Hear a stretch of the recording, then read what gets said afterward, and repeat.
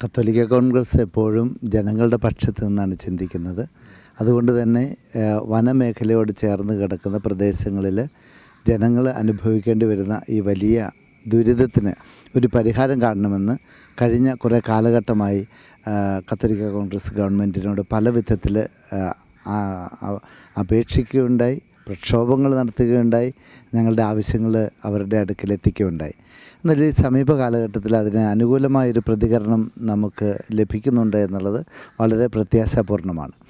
വളരെ പ്രത്യേകിച്ചും കഴിഞ്ഞ ദിവസം ബഹുമാനപ്പെട്ട കേരള വനം വന്യജീവി വകുപ്പ് മന്ത്രി ശ്രീ എ.കെ. ശശീന്ദ്രൻ നേരിട്ട് ഇടപെട്ട് അദ്ദേഹം തലശ്ശേരിയിൽ വന്ന് തിരുവനന്തപുരത്തുള്ള ഏറ്റവും പ്രധാനപ്പെട്ട വനം വകുപ്പ് ഈ വകുപ്പിലെ ഏറ്റവും പ്രധാനപ്പെട്ട ഉദ്യോഗസ്ഥരെ ഉൾപ്പെടെ കൊണ്ടുവന്ന് ഞങ്ങളുമായി കത്തോലിക്ക കോൺഗ്രസിൻ്റെ പ്രതിനിധികളുമായി ചർച്ച ചെയ്തു. വളരെ പ്രത്യേകമായിട്ട് കാസർഗോഡ്, കണ്ണൂർ, വയനാട്, കോഴിക്കോട് ജില്ലകളിലെ പ്രശ്നങ്ങൾ ഏറ്റവും പെട്ടെന്ന് പരിഹരിക്കുവാനുള്ള ഒരു ചർച്ചയാണ് ഞങ്ങളുമായിട്ട് നടത്തിയത്. ആ കൂട്ടത്തിൽ ഞങ്ങൾ കേരളത്തിലുടനീളമുള്ള ഈ വിഷയത്തെക്കുറിച്ച് പരാമർശിക്കുകയുണ്ടായി.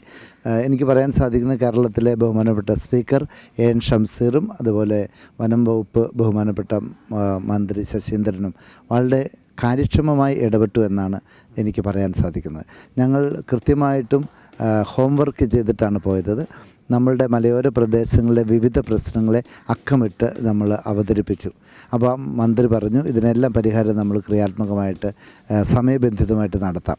അതിനായിട്ട് ഏറ്റവും പ്രധാനപ്പെട്ട പ്രശ്നം ഇപ്പോൾ ഈ ആനകൾ ഇറങ്ങുകയും ആളുകൾ ആക്രമിക്കുകയും ചെയ്യുന്നൊരു വിഷയമാണ്. അപ്പോൾ അതിന് ഇവർ RRT റാപ്പിഡ് റെസ്പോൺസ് ടീമിനെ നിയോഗിച്ചിട്ടുണ്ട്. പക്ഷേ ഈ റാപ്പിഡ് റെസ്പോൺസ് ടീം വരുന്നതിന് മുമ്പ് തന്നെ തദ്ദേശവാസികളെ ഉൾപ്പെടുത്തി പ്രൈമറി റെസ്പോൺസ് ടീം എന്ന് പറയുന്ന ഒരു ദ്രുതകർമ്മസേന പോലെ അതിനു മുമ്പേ തന്നെ അവിടെ ക്രിയാത്മകമായ നടപടികൾ എടുക്കുവാൻ വേണ്ട ഒരു തദ്ദേശവാസികളുടെയും വനംവകുപ്പ് ഉദ്യോഗസ്ഥരുടെയും സംയുക്തമായ ഒരു സേന രൂപീകരിക്കുന്നതിനെപ്പറ്റി ഞങ്ങൾ അഭിപ്രായപ്പെട്ടു. അതിന് വളരെ പോസിറ്റീവായിട്ടാണ് മന്ത്രി പ്രതികരിച്ചത്. അത് എത്രയും പെട്ടെന്ന് ചെയ്യാമെന്ന് പറഞ്ഞു. അതുപോലെ തന്നെ ഈ വനം വകുപ്പ് ഉദ്യോഗസ്ഥർക്ക് കൂടുതൽ കാര്യക്ഷമമായ ആയുധങ്ങൾ നൽകുവാനും കൃത്യമായ നടപടികൾ സ്വീകരിക്കാമെന്ന് അദ്ദേഹം പറഞ്ഞിട്ടുണ്ട്. മറ്റൊരു വിഷയം പറഞ്ഞത് നമ്മുടെ ഈ ജനങ്ങൾക്കുണ്ടാകുന്ന ബുദ്ധിമുട്ട്, വന്യമൃഗ ആക്രമണങ്ങളിലൂടെ ഉണ്ടാകുന്ന നാശനഷ്ടം, ആൾനാശം, അതുപോലെ കൃഷി നാശം, ഈ രണ്ട് കാര്യങ്ങൾക്കും ക്രിയാത്മകമായ ഇടപെടൽ വേണം. അപ്പോൾ ഞങ്ങൾ പറഞ്ഞു നഷ്ടപരിഹാരം വേണം. അപ്പോൾ മന്ത്രി ചോദിച്ചു നഷ്ടപരിഹാരം നമുക്ക് ചെയ്യാൻ പറ്റുമോ, ഈ ഒരു മനുഷ്യന് നഷ്ടം കൊടുക്കാൻ പറ്റുമോ, അതുകൊണ്ട് സഹായധനമാണ് ഗവൺമെൻറ് കൊടുക്കുന്നത് എന്നതൊക്കെ പറഞ്ഞു. അപ്പോൾ ഇപ്പോഴത്തെ സ്ഥിതിയിൽ 10 ലക്ഷം രൂപ കൊടുക്കാനേ അവർക്ക് നിയമപരമായി സാധിക്കുകയുള്ളൂ. അപ്പോൾ അതിന് ഞങ്ങൾ പറഞ്ഞൊരു ഏറ്റവും ചുരുങ്ങിയത് 50 ലക്ഷം രൂപയിലും കൊടുക്കണമെന്ന് പറഞ്ഞു. അപ്പോൾ ബഹുമാനപ്പെട്ട സ്പീക്കറും മന്ത്രിയും ഒരുമിച്ച് പറഞ്ഞു അത് ബഹുമാനപ്പെട്ട മുഖ്യമന്ത്രിയുടെ ശ്രദ്ധയിൽപ്പെടുത്തുകയും അതിനുള്ള നടപടികൾ സ്വീകരിക്കാൻ ശുപാർശ ചെയ്യുകയും ചെയ്യാം. അവരുടെ പരിധിയിൽപ്പെട്ട കാര്യമല്ലത്, അതുകൊണ്ട് അതിന് കൃത്യമായ നടപടികൾ അവരുടെ ഭാഗത്ത് നിന്ന് ചെയ്യാമെന്ന് പറഞ്ഞു. അതുപോലെ വനമേഖലയിൽ പ്രത്യേകിച്ച് കണ്ണൂർ ഭാഗത്ത് നിന്ന് വയനാട്ടിലേക്ക് പോകുന്നിടത്ത് 2 ചുര വഴികളാണുള്ളത്. അവിടെ എപ്പോഴും മണ്ണിടിഞ്ഞ് മഴ പെയ്യുമ്പോൾ ഗതാഗത തടസ്സമുണ്ടാവുകയും ആൾനാശം ഉണ്ടാകാനുള്ള സാധ്യതയുമുണ്ട്. അതിന് പകരമായിട്ട് അതിലെ ഈ 2 ചുരത്തിൻ്റെ പാതകൾക്കിടയിലൂടെ ചുരമൊന്നും ആവശ്യമില്ലാതെ വലിയ കയറ്റമില്ലാതെ ഒരു ബദൽ പാതയുടെ നിർദ്ദേശം അഭിമന്യ മാർ ജോസഫ് പാമ്പളാനി പിതാവ് വനം വകുപ്പ് മന്ത്രിക്ക് എഴുതി സമർപ്പിച്ചിട്ടുണ്ട്. അപ്പോൾ ഇതുവരെ കേട്ടിരുന്നത് വനം വകുപ്പാണ് അതിനെതിരായിട്ട് നിന്നിരുന്നതെന്നാണ്. അപ്പോൾ വനം വകുപ്പ് മന്ത്രി ഞങ്ങളോട് വളരെ കൃത്യമായിട്ട് പറഞ്ഞു വനം വകുപ്പ് അതിനൊരിക്കലും എതിര് നിൽക്കുകയില്ല, ചെയ്യാവുന്ന എല്ലാ സഹകരണവും ചെയ്തു തരുമെന്ന് അദ്ദേഹം വാക്ക് നൽകിയിട്ടുണ്ട്. പക്ഷേ ഈ കാര്യം നടക്കണമെങ്കിൽ PWD വകുപ്പാണ് അത് ചെയ്യേണ്ടത്. അവർ വന്നു കഴിയുമ്പോൾ അവരോട് സഹകരിച്ച് ചെയ്യാം. ബാക്കിയുള്ള നിയമത്തിൻ്റെ കാര്യങ്ങൾ വഴിയെ നോക്കി എല്ലാ തടസ്സങ്ങളും മാറ്റാനുള്ള സഹകരണം ചെയ്യാം എന്നാണ് പറഞ്ഞത്. പൊതുവിൽ ഞങ്ങൾക്കുള്ള അഭിനന്ദനം മാർ ജോസഫ് പാമ്പളാനി പിതാവ് തന്നെ ഈ കാര്യങ്ങൾ കൃത്യമായി അവതരിപ്പിച്ചു.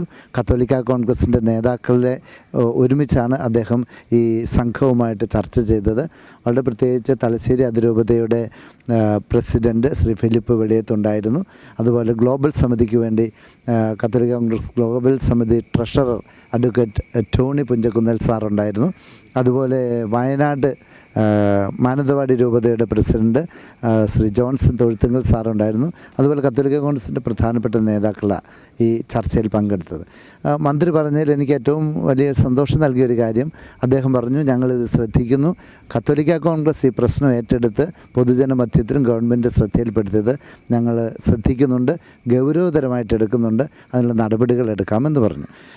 അതുപോലെ അദ്ദേഹം പറഞ്ഞു, ഇനി എന്തെങ്കിലും വിഷയങ്ങളുണ്ടായാൽ ഈ DFOമാരെ കൃത്യം അവരെ കൊണ്ടുവന്നിട്ടുണ്ടായിരുന്നു. കാസർഗോഡ് DFO ഉണ്ടായിരുന്നു, വയനാട്ടിൽ DFO ഉണ്ടായിരുന്നു, കണ്ണൂർ DFO ഉണ്ടായിരുന്നു, കോഴിക്കോട് റേഞ്ചിലും ഉണ്ടായിരുന്നു. അതുപോലെ ഇവർക്കെല്ലാം മേൽനോട്ടം വഹിക്കാൻ വേണ്ടി ഒരു നോഡൽ ഓഫീസറായിട്ട് ഈ നോർത്തേൺ റീജിയൻ CCF ഒരു ദീപ മാഡമാണ്, അവരെയും പ്രത്യേകം ചുമതലപ്പെടുത്തി അവർക്ക് മന്ത്രി ഞങ്ങളുടെ മുമ്പിൽ വെച്ച് തന്നെ ഉത്തരവ് കൊടുത്തു. എന്ത് വിഷയമുണ്ടായാലും വളരെ പ്രത്യേകം കത്തോലിക്ക കോൺഗ്രസ് നേതാക്കളും അവിടുത്തെ ജനങ്ങളുമായിട്ട് ബന്ധപ്പെട്ട് ഉടൻ നടപടി സ്വീകരിക്കുകയും മന്ത്രിയെ അറിയിക്കുകയും ചെയ്യണമെന്ന് പറഞ്ഞു.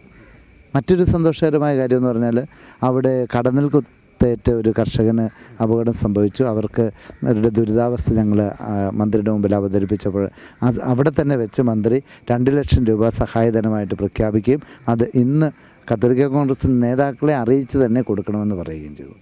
അതുപോലെ മറ്റൊരു കാര്യം ഞങ്ങൾ ശ്രദ്ധയിൽപ്പെടുത്തിയ മാധ്യമ സുഹൃത്തുക്കൾ തന്നെ ഞങ്ങളോട് ആവശ്യപ്പെട്ടതാണ്.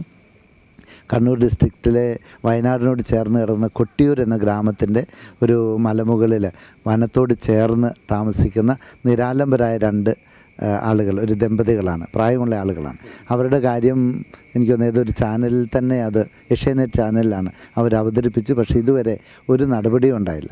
അപ്പോൾ ആ കാര്യം ഞാൻ മന്ത്രിയുടെ ശ്രദ്ധയിൽപ്പെടുത്തി. അപ്പോൾ അദ്ദേഹം അവിടുന്ന് തന്നെ ഈ ദീപ മാഡത്തിനോട് ഈ അതിന് ഉത്തരവാദിത്തമുള്ള ഉദ്യോഗസ്ഥയോട് അവിടുന്ന് തന്നെ പറഞ്ഞു, ഫാദർ പറയുന്ന ആ കാര്യം നടപടിയെടുത്ത് എന്നെ വിവരം അറിയിക്കണമെന്ന് പറഞ്ഞു. അപ്പോൾ അതൊക്കെ ഒരു വളരെ പോസിറ്റീവാണ്. നമ്മൾ ഗവൺമെൻറ്റുമായിട്ടൊരു ശത്രുത മനോഭാവം ആവശ്യമില്ല. നമ്മുടെ ആവശ്യങ്ങൾ നമ്മൾ ഗവൺമെൻറ്റിൻ്റെ മുമ്പിൽ അവതരിപ്പിക്കുന്നു.